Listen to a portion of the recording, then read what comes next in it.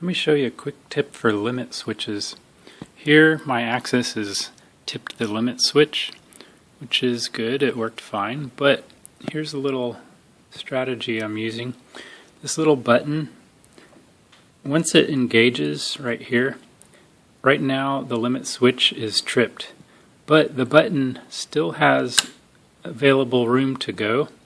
I think that might be important because if the carriage has a lot of momentum, rotational momentum, it might travel a few more millimeters before it stops, and you don't want the button to get crushed or damaged for the next sensing of your axis running into the end.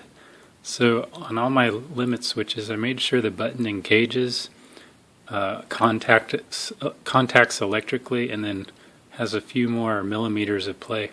If you don't have the play in your button after it contacts, maybe putting a piece of foam right here on the button would give it a little bit of spongy action, but then your homing wouldn't be as precise possibly if you ran quickly into your homing position, to detect the limit when you run a home command.